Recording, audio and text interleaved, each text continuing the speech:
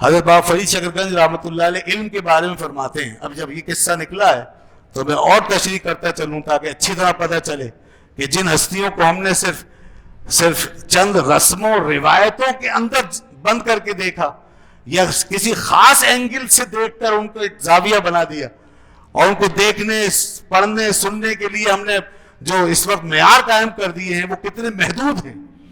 اس میں علم نہیں ہے، باقی سب کچھ ہے.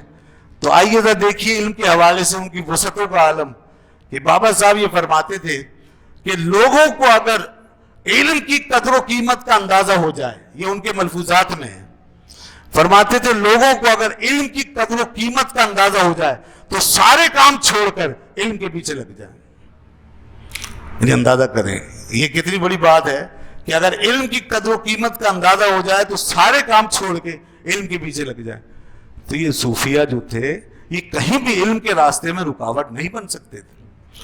یہی وجہ ہے ان کے روحانی مشن میں سب سے زیادہ فائدہ جس چیز کو پہنچا ہے، سب سے زیادہ فائدہ اور سب سے زیادہ نہریں جس چیز کی بہی ہیں اس امت کے اندر وہ علم. علمی فائدہ پہنچا، علم زندہ ہوا، قرآن و حدیث کا علم زندہ ہوا، دینی علوم و فنون زندہ ہوئے ہیں، لوگ نئے لوگ علم کے متلاشی پیدا ہوئے ہیں، دین کے ادارے قائم ہوئے ہیں، دین کے ادارے علمی ادارے قائم ہوئے اور ان کی زیر تربیت اور ان کے زیر اثر وہ ادارے پروان چڑھے ہیں اور پھر ہزاروں لاکھوں علماء اس طرح پیدا ہوتے چلے گئے ہیں جو ان سلسلوں سے وابستہ ہوئے ہیں. یہ ان کا روحانی فیض تھا. اسی طرح آپ کے ملفوظات ہیں، 2 کتابیں ہیں آپ کے ملفوظات میں جو بڑی علمی انداز کے اندر کلیکٹ کی گئی ہیں. ایک راحت القلوب ہے اور دوسری ہے اسرار الاولیاء. راحت القلوب اور اسرار الاولیاء یہ دونوں کتابیں ایک حضرت بدرالدین اسحاق سے منسوب ہے جن کا بھی میں نے ذکر کیا جو آپ کے داماد بھی بنے، اور دوسری جو ہے وہ حضرت خواجہ نظام الدین اولیاء رحمۃ اللہ علیہ سے منسوب. ان حضرات نے بابا فرید شکرگنج رحمۃ اللہ علیہ کے ملفوظات، ان کی باتیں، ان کے احوال جمع کیے. اس میں ذرا آپ غور فرمائیں، وہ ایک جملہ لکھتے ہیں راحت القلوب میں.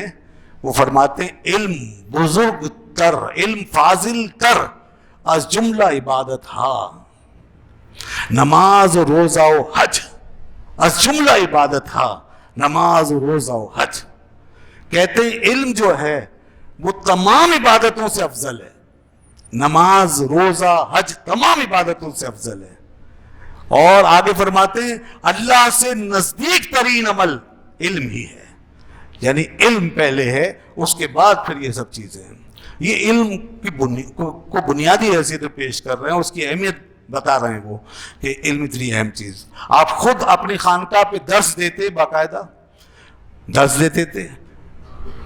چنانچہ آپ نے علم کلام کی کتاب جو تمہید کے نام سے مشہور ہے، تمہید ابو شکور سالمی کی، اس کتاب کا درس دیا. بہت مشکل کتاب ہے، ادب کتاب ہے، وہ باقاعدہ پڑھاتے تھے. اور اسی طرح شیخ شہاب الدین سہروردی کی کتاب عوارف المعارف، اس کا درس دیا. اور خواجہ نظام الدین اولیاء رحمۃ اللہ علیہ نے یہ درس باقاعدہ اٹینڈ کیے اور ان سے بڑا استفادہ کیا.